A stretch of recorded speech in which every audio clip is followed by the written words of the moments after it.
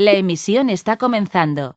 Todos los asistentes están en modo de solo escucha. Hola, buenos días. Soy Maite Sáenz, directora de Observatorio de Recursos Humanos, y les doy a todos y a todas las gracias por asistir a este nuevo webinar que convocamos en esta ocasión en colaboración con CEINSA. Nuestro ponente es Raúl Suárez, consultor senior de esta casa, y él se va a encargar, de analizar el tema en cuestión, que es el de los salarios para el área comercial 2018. Evolución, tendencias y proyecciones. Os dejo ya mismo con Raúl para entrar directamente en harina. Adelante, Raúl. Hola, buenos días a todos. Bienvenidos. Hemos preparado esta presentación para todos vosotros, repartida en cuatro puntos fundamentales. Una introducción, ver cómo evolucionan los salarios, qué tendencias hay dentro del área comercial y cuáles son las previsiones de futuro.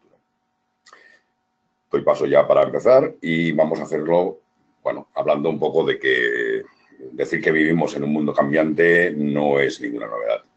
Estamos tan acostumbrados a los cambios y ocurren con tal rapidez que apenas los vemos. Solo los padecemos o los sufrimos.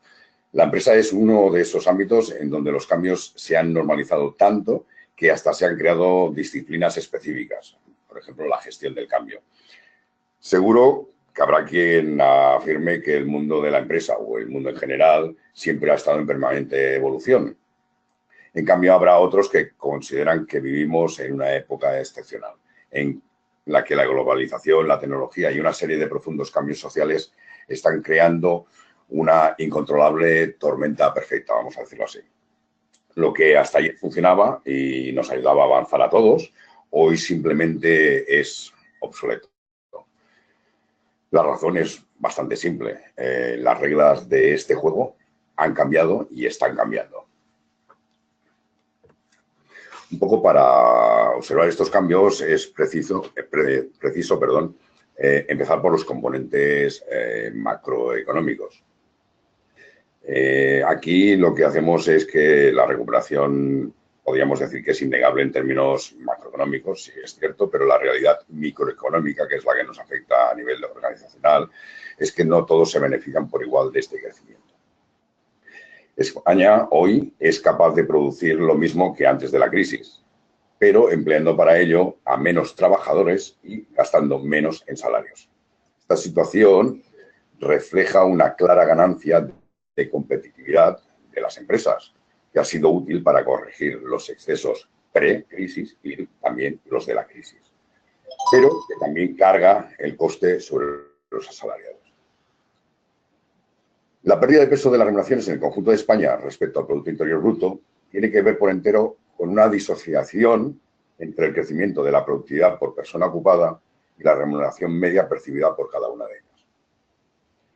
Este comportamiento, que es de carácter marcadamente estructural, tiene que ver con el patrón de crecimiento de la economía nacional, muy centrado en sectores con escaso valor añadido, baja productividad, y muy intensivos en mano de obra, dijéramos, poco cualificada. Este brusco cambio en la distribución y el incremento notable de la desigualdad se observa sobre todo a la salida de la crisis económica en el año 2012. Y se prevé que esta situación tenga previsiblemente efectos duraderos, de largo plazo. Esta divergencia al final tiene efectos negativos y significativos sobre el crecimiento económico futuro. Si ahora pasamos a un plano microeconómico, podemos ver que todas las áreas funcionales de las organizaciones están sufriendo cambios. Pero la que realmente, una de las esenciales, la comercial, es donde se están produciendo una de las más importantes revoluciones en la actualidad. Para la presente confección del gráfico, quiero aprovechar la ocasión, me he basado en dos fuentes de información, ¿no? Por un lado, la del Instituto Nacional de Estadística, para conocer la evolución del IPC en esta serie histórica, y por otra, el informe anual CEINSA de remuneraciones, que elaboramos año a año con el banco de datos salariales que poseemos y que cuenta con una colaboración de más de 500 empresas Estado, las cuales nos facilitan sus datos retributivos. Estos informes contienen las cifras salariales reales de cada año. No estamos hablando ni de salarios medios, ni de salarios de contratación que ofrecen muchas empresas de selección, sino que esta información son sobre las percepciones salariales procedentes de una única fuente, los datos que nos facilitan las empresas que colaboran en nuestra encuesta. Todos estos datos son tratados de acuerdo con los criterios de calidad establecidos por los miembros de la European Compensation Network, de la cual es CEINSA miembro fundador, y que ofrece una información sobre las remuneraciones de los puestos más representativos en las empresas. Los hemos agrupado en 3 apartados en función del nivel profesional. Diríamos que tenemos un apartado de directivos, una de jefes de mandos y otra de personal general. Dicho esto, y aclarando que hemos tomado como año de referencia, es decir, base 100, el año 2001, año en que se implantó la moneda única, si nos centramos en la evolución de los salarios y en particular en los de esta área, podemos observar que a partir del año 2008 la pérdida del poder adquisitivo de los salarios se hace patente en todos los niveles profesionales. Incluso podemos destacar que este último ejercicio estaríamos prácticamente acercándonos en todos los niveles a la misma distribución y separación de pérdida de poder.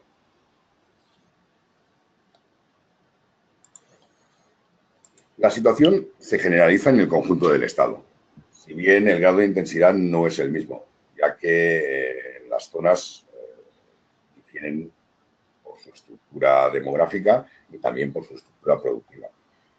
Pero podemos observar que el fenómeno es un fenómeno generalizado.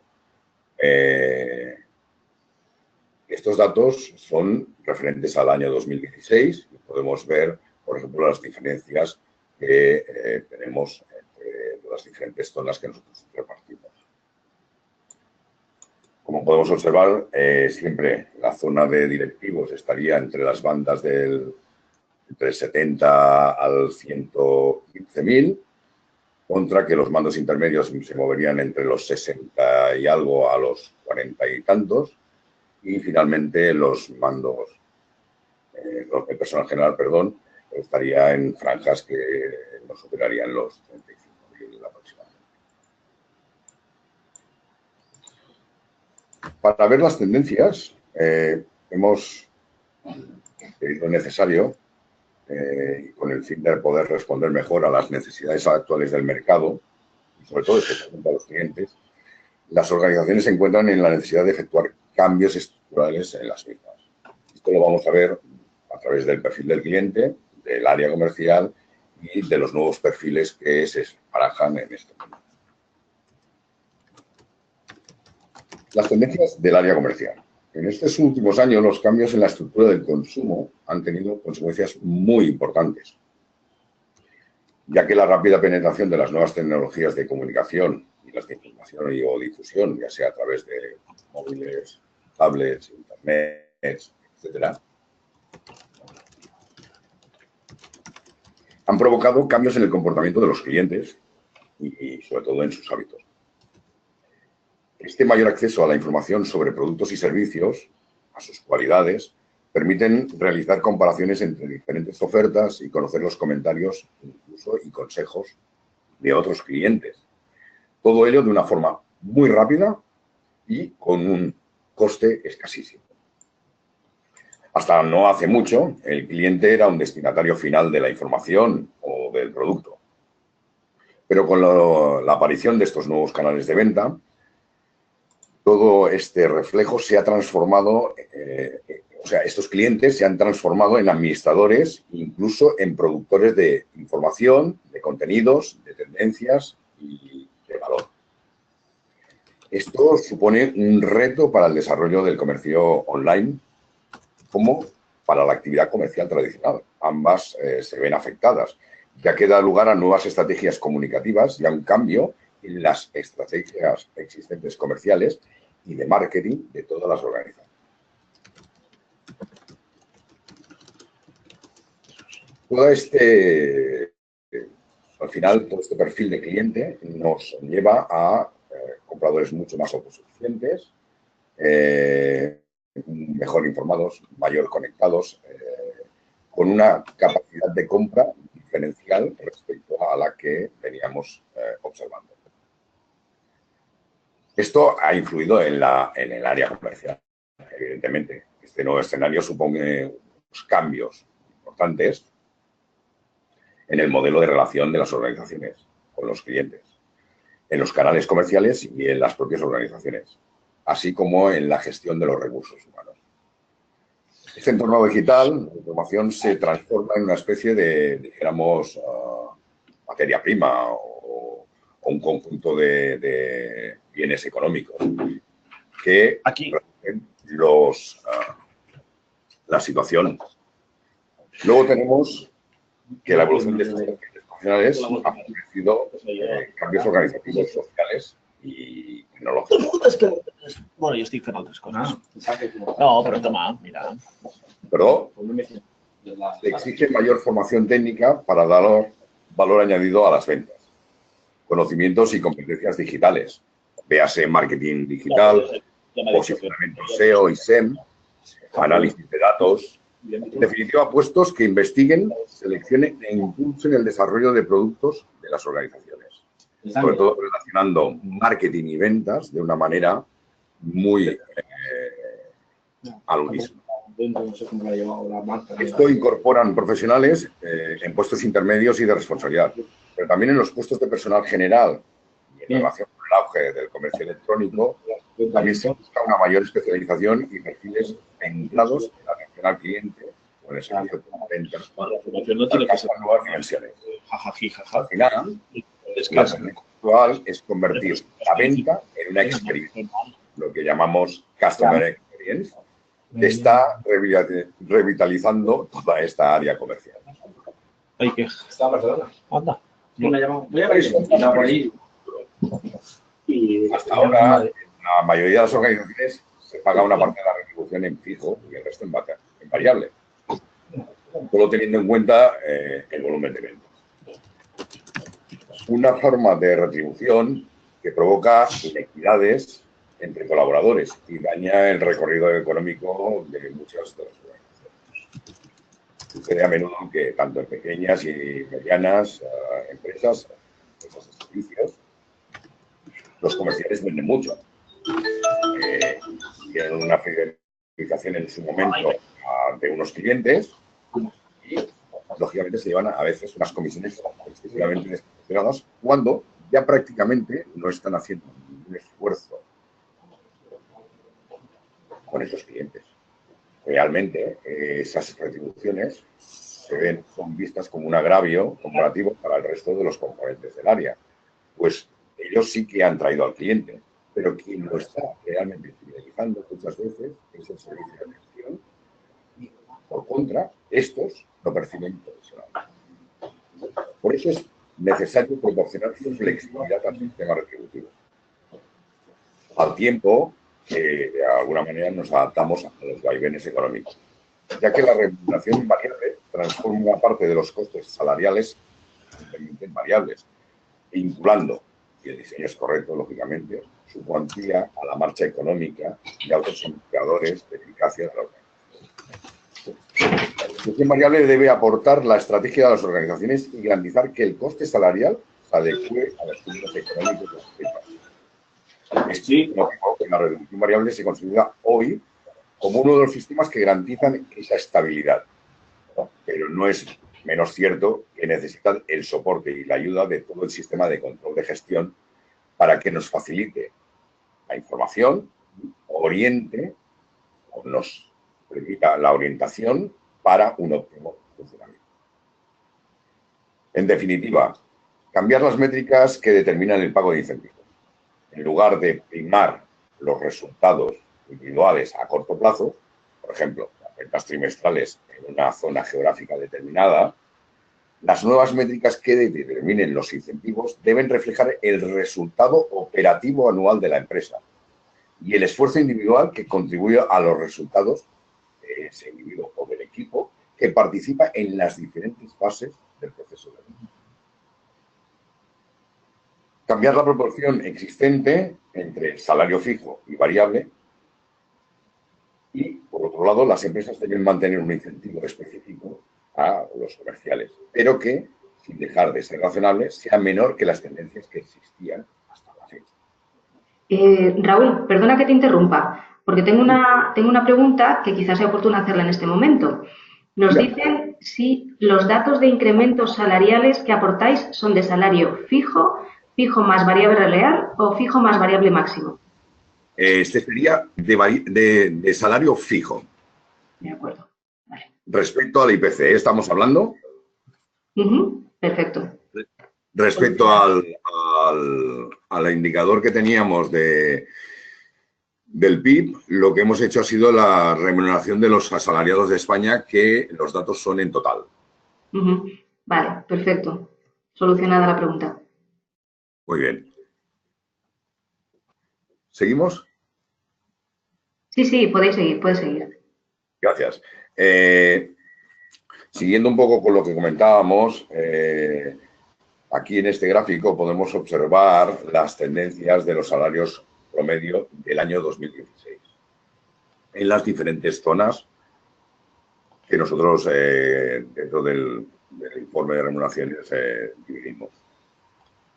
La diferencia entre remuneración total, que la podemos ver aquí, y la remuneración fija nos indica qué parte de proporción es de remuneración variable. Para las zonas centro, Comunidad Valenciana, Cataluña, Navarra y el resto, vemos ciertos paralelismos en todos los niveles profesionales. Si bien, lógicamente, como indicamos anteriormente, el grado de intensidad no es el mismo, ya que difieren muchas veces, por un lado, la estructura demográfica y, por otro lado, la productiva. Sí que me gustaría remarcar que en la zona de Andalucía el peso del sector primario le confiere una característica diferencial importante y que se ve reflejada respecto al resto. Y también lo mismo ocurre en Euskadi, que tal vez por su tradición en organizaciones de tipo ya sea asociativo o colaborativo, difiere ampliamente del contexto general. Los incentivos, lógicamente, forman parte de la cultura de muchas fuerzas de venta y cambiar esa cultura puede llegar a ser, vamos a decir, complicado. Sin embargo, el cambio es imprescindible, porque para que las empresas se adapten a los cambios que se están produciendo, sobre todo en nuestro día a día habitual. Vemos que a continuación os muestro un simulador de incentivos, luego si queréis podemos verlo funcionando, en el cual hacemos una simulación y cómo repartimos estos incentivos, sobre todo de manera a nivel multinivel, donde podéis ver, por ejemplo, reflejados en esta zona de aquí los pesos que corresponden a los diferentes indicadores. Aquí, en este esquema de incentivos, si hacemos un diseño coherente, puede pasar a construirse una herramienta motivadora para el conjunto del área comercial. Podemos construirlo a partir de indicadores objetivos, es decir, de tipo cuantitativo, y también de indicadores subjetivos más cualitativos. Aquí, por ejemplo, tenemos en el caso una evaluación individual, tenemos una de calidad del departamento, tenemos en cambio resultado neto de explotación, una de calidad de oficina y un resultado neto también de explotación global. Como podemos ver, estos tipos de incentivos deben ser motivadores, han de estar orientados y, sobre todo, tensionar a los colaboradores involucrados o a los equipos hacia la consecución de resultados congruentes con los objetivos de la empresa y que sean recompensados de una manera adecuada, mediante una valoración de lo que cada uno aporta, considerando las circunstancias que influyen en esa aportación. Lógicamente, debe ser viables en términos de coste, que suponga en los diferentes escenarios probables todos los supuestos de resultados, ya sean mediocres, buenos o excelentes, debiendo generar beneficios que compensen el gasto inducido, al menos considerando el medio y largo plazo.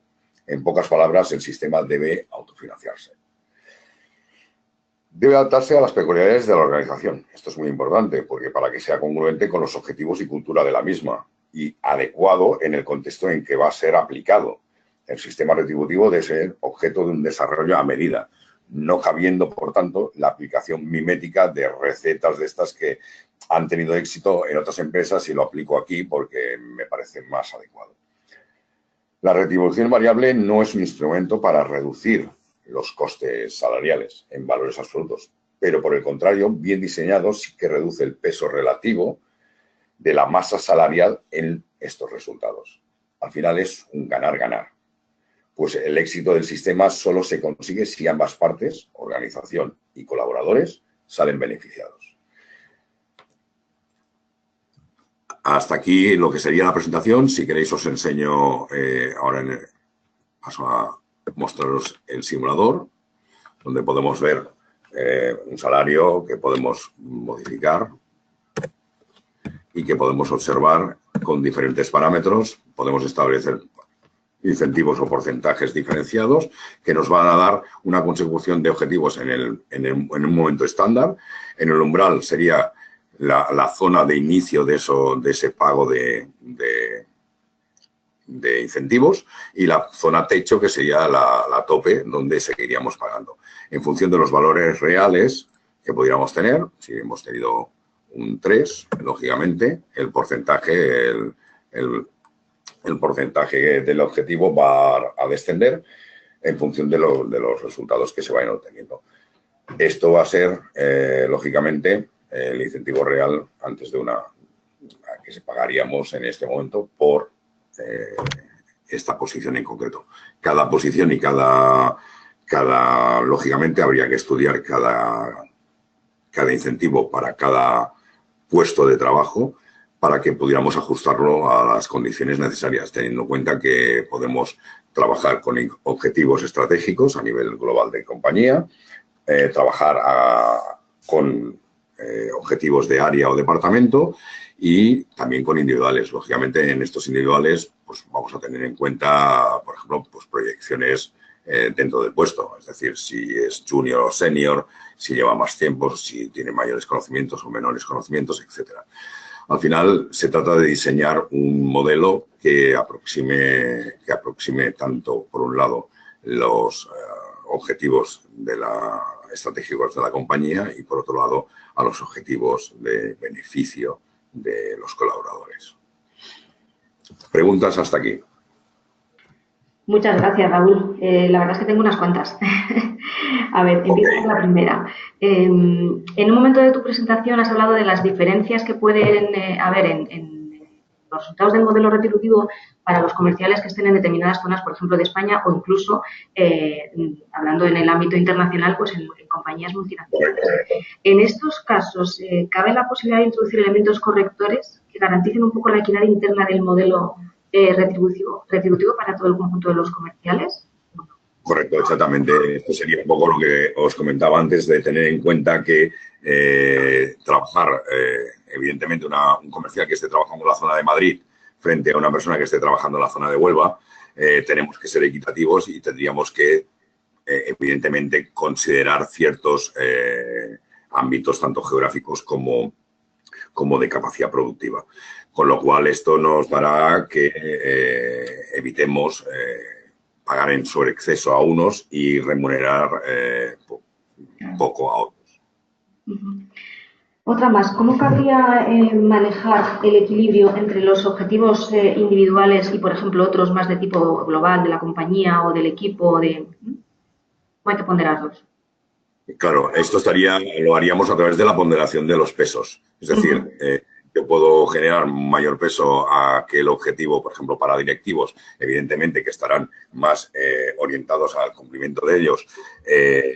Trabajaríamos mucho más los objetivos estratégicos, contra que para los comerciales seguramente ese objetivo estratégico sería con un peso muy inferior. Por contra, tendría tal vez pues los de su área o su departamento, oficina o su zona, y por otro lado tendría los individuales que quisiéramos trabajar.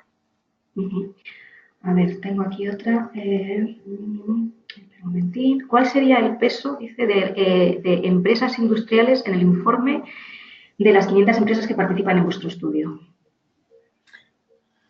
Diríamos que el peso de las industriales en... ¿El estudio de remuneraciones? Sí.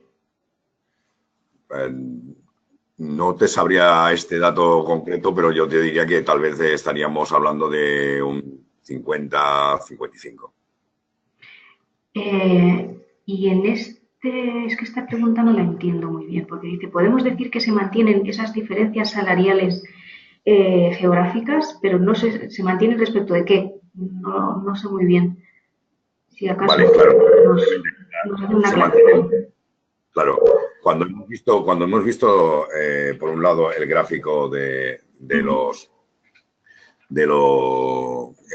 la distribución entre el IPC y cómo crecen las rentas a nivel general, lo que hacemos es una variable, dijéramos, completa de todos los remuneraciones, ¿no? Aquí en este caso, cuando hablamos de zonas, lógicamente es como si dijéramos tenemos una media y respecto a esa media vemos cómo trabajan las zonas, lógicamente. Si hablaríamos del centro, que comprende Madrid y la Comunidad de Madrid, estaría por encima de esa media. En la media podríamos estar entre Cataluña y Comunidad Valenciana y tal vez por debajo de esa media estaría el resto. La pregunta en concreto se refiere a si se mantienen esas diferencias respecto del sector industrial. Sí, no, es evidente en todos los sectores. En todos los sectores. No es específico del sector industrial, sino que en todos los sectores. Vale, de acuerdo. Otra pregunta. ¿Qué métricas habituales se suelen aplicar para evaluar el desempeño de los comerciales? Métricas. Estos hablaríamos siempre de evaluación por desempeño, es decir, lo que haríamos sería trabajar pues, con competencias, viendo cuáles son los gaps que puedan aparecer a partir de las evaluaciones que hagamos y bien a través de formación, etcétera. Hay diferentes maneras. Nosotros trabajamos sobre todo a través de talento, con unos mapas de valor, los cuales nos permiten saber o reconocer, por ejemplo, cuáles son dijéramos, los aspectos críticos de cada uno de los puestos y a partir de ahí trabajar con ello. Bien. Otra pregunta. Hay diversos tipos de venta, productos, servicios, venta consultiva de productos, servicios complejos. Todo ello lleva a distintos perfiles de competencias de los comerciales, ¿no? Correcto. Un distinto enfoque de sus actividades, diferentes stakeholders, objetivos y, bueno, diferentes estructuras, tanto cualitativas como cuantitativas, de la compensación. ¿Qué opinas al respecto? ¿Qué parámetros se considerarían para determinar la remuneración? ¿Qué mix de fijo variable? ¿Inmediato, diferido, dinerario, beneficios? A ver, son muchas preguntas en una sola. Vamos por la primera. ¿Qué opinas al respecto? La más general. A ver, la más general yo diría que, evidentemente, cada perfil, es decir, para nosotros cada puesto tiene que ser, lógicamente, tratado de una manera particular y especial. ¿Qué quiere decir esto? No es lo mismo un comercial que se dedique a la venta de maquinaria industrial que otro que se dedica a la venta pues no sé, de plantas, ¿no? De agrícola. Lógicamente, cada uno tendrá unas particularidades, tendrá una serie de responsabilidades y a partir de esas tendríamos que ver cómo evaluamos, de qué es lo que evaluamos y, lógicamente, cuáles son los pesos que tenemos que dar a nivel de los cuantitativos. Bien. Esto por un lado. Por otro lado, ¿cuál es el nivel me preguntaba cuál era entre fijo y variable? ¿Algo así? Sí. Vale. A ver, lógicamente... En realidad, preguntaba entre varios mixes. Fijo variable, inmediata, retribución inmediata diferida, dineraria, beneficios. A ver, evidentemente entiendo que la retribución, esto es una parte, no hay un secreto para decidir cuál es la mejor. Evidentemente, nosotros siempre planteamos una contención en cuanto a, en este área, a lo que serían los salarios fijos, frente a compensarlo mediante salarios de tipo variable, relaciones variables, ¿no? Ahora, si es diferido o es inmediato, a ver, si hacemos unos incentivos, estos incentivos tendremos que ver cuáles son su periodicidad, es decir, si son mensuales, si son trimestrales, cuatrimestrales o anuales. A partir de ahí, una vez tengamos esa periodicidad, podremos trabajar bueno, pues en ver cómo se van a pagar, si se pagan al 100% o tenemos que hacer una retención hasta que conozcamos realmente cuál ha sido la deriva de esos indicadores. Y a nivel cualitativo, lo que os diría es que evidentemente deberíamos realizar como mínimo dos evaluaciones de desempeño anuales para poder ver cuáles son los gaps que cada persona ocupante de esos puestos pueda tener. Vale, muchas gracias. Otra pregunta más, yo creo que ya vamos a ir acabando. ¿Qué valor le das a los incentivos no monetarios, a los reconocimientos de tipo pues, viajes o premios en general? ¿Cómo complementan una política de retribución comercial? Perdona, no es que no he entendido la pregunta, disculpa. ¿Qué valor le das a los incentivos no monetarios, como los reconocimientos con viajes o con premios? ¿Cómo complementan, te decía, una retribución comercial?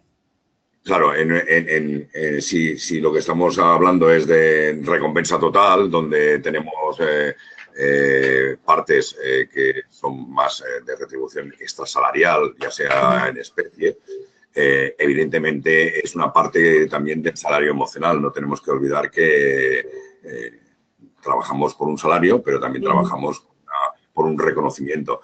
Bueno, esto cada compañía lo aplica de una manera, bueno, a su manera, vamos a decirlo así, ¿no? Nosotros estamos de acuerdo en que se utilicen este tipo de políticas para reafirmar y, sobre todo, para recompensar también, en esta parte, a los mejores. Y ya la última, y esta es de cosecha mía, ¿vale? En un momento de expansión económica como el que estamos viviendo ahora, ¿cómo de agresivos hay que ser? ¿Hasta dónde podemos ser agresivos con un programa de incentivo a la venta? A ver, nosotros el consejo habitual es 75% de salario fijo, 25% de salario variable. Es decir, el salario total tiene que estar más o menos compuesto de esta fórmula. Este sería, dijéramos, el resumen para cerrar el capítulo. Perfecto, pues por mi parte habríamos acabado y además no nos llegan ya más preguntas. No obstante, me adelanto a lo que puedas decir, Raúl. Creo que estarás a disposición de todos los asistentes para cualquier cuestión que os quieran hacer llegar. Nosotros, por nuestra parte, os comento que os haremos llegar a todos la presentación que ha utilizado Raúl, así como el vídeo grabado de su intervención. Lo colgaremos en nuestra página web y os lo enviaremos también directamente. Y para ¿Sí? Raúl, dime. Yo finalmente solamente dar las gracias a todos por su asistencia en directo y los que me escuchen en diferido también. Y bueno, agradeceros a vosotros el que me habéis permitido estar aquí hoy. Ay, mira, nos llega una última que además es interesante. Si no te importa, te la formulo. A ver si sabes, ¿en qué sectores se está utilizando la proporción del 60-40 en el salario? A ver, hay diferentes sectores que utilizan diferentes proporciones. Lógicamente, yo ahora lo que te puedo decir es que hay evidentemente sectores que sí que lo hacen, pero no es una práctica generalizada. Con lo cual, hay sectores como, por ejemplo, agricultura, o sea, todo lo que tiene que ver con la agroalimentación. Hay algunos sectores también muy específicos, pero no es algo habitual.